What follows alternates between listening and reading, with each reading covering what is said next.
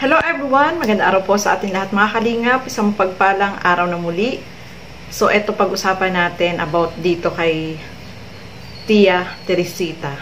Pero bago natin simulan yan, huwag niyo pong kakalimutang mag-subscribe. Bal Santos Matubang, Kalingap Rob, Ate Edna Vlogs, at yung aking YouTube channel, Gandang Emmy.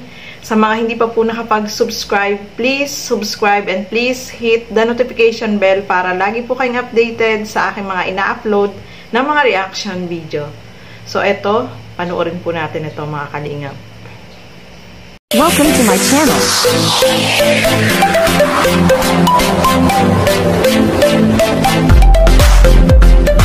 So, eto mga kalingap, i-recap lang natin yung sitwasyon noon ni Tia Teresita bago siya gumaling, no? Ito yung sitwasyon niya mga kalingap. Nakikita po natin yung kalagayan niya noon dahil yan sa pamamagitan ni Rhea Olarte is gumaling po itong si Tia Teresita. Sa pagtitiyaga niya, talagang sobra yung sakripisyo niya para maialis siya dyan sa bundok mga kalingap. So panoorin natin, balikan natin sa mga hindi nakapanood yung kauna-unahang vlog ni Rhea Olarte. Ito po yun mga kalingap, panoorin po natin para malaman natin kung ano ba talaga yung unang sitwasyon, yung kalagayan ni Tia noon bago siya gumaling.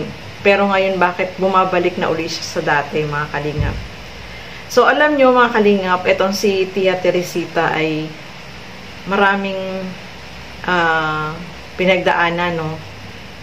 Talagang ano siya noon, yung sobrang kawawa po siya noon mga kalingap. Nasa bundok siya mag-isa, tapos yung bahay niya ay bubong lang, walang dinding. Nasa bundok, mag-solo. Sobrang kawawa po siya noon mga kalingap. Kaya, etong si Rhea ay naantig ang puso niya dyan. Talagang pinagtiyagaan niya yan. Maialis dyan mga kalingap. At saka napagawan po siya ng bahay, no. Gumaling siya, pero bakit ngayon bumabalik? Dahil ngayon is bumalik nga yung sakit niya. Hindi naman totally talaga bumalik. Yung parang papunta na rin. Pero, dahil nalaman nga yan ni Kuya Bal, ito yung kanyang ginawa. Ito, panoorin po natin.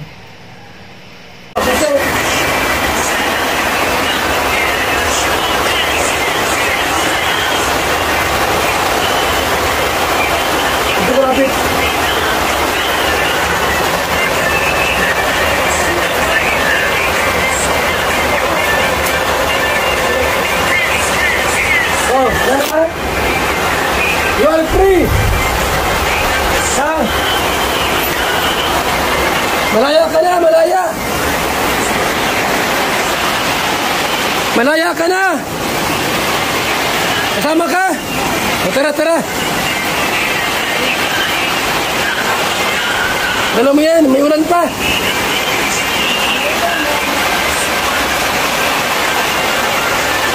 So, ayan mga kalingap, nung malaman ni Kuya Bal na ganyan yung nangyari kay Tia, nakakadena at bumabalik na muli sa dati niyang sakit, is agad niyang pinuntahan, no.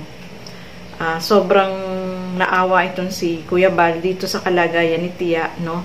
Kahit tayo na nanonood is sobrang naawa dahil bakit nakakadena itong si Tia Teresita mga kalingap.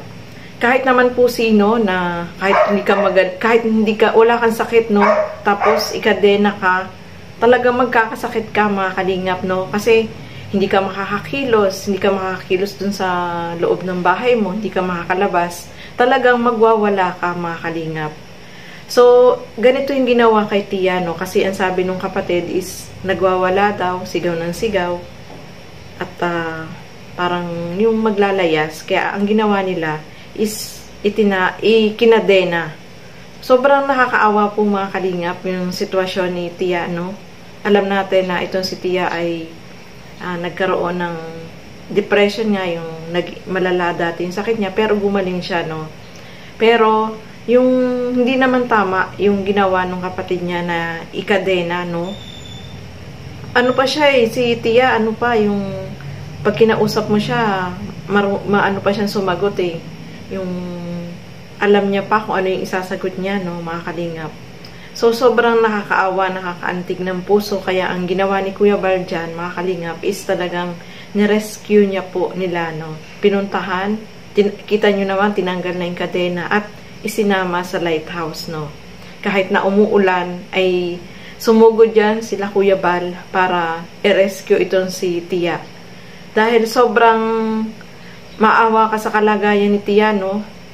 Tama yung sabi ni Kuya Bal na nakakadena ka na, talagang magwawala ka. Kasi yung sabi ng kapatid, sigaw daw ng sigaw, nagwawala. Sino ba naman yung hindi magwawala? Ganun yung kalagayan mo, nakakadena. Masakit kaya yun, no, mga kalingap? Hindi ka makakakilos dun sa loob ng bahay mo. Nandun ka lang, nakaupo. Sa halip na may mapaglilibangan ka na iba, iisipin mo yung bakit ganito, ganyan nakatali ka, nakakadena ka, di ba? So talagang lalong lalala yung sakit niya. At saka isa pa dito, mga kalingap, baka itong si Tia, yung gamot niya ay hindi napapainom ng tama, no. May gamot nga pero hindi naman naiinom.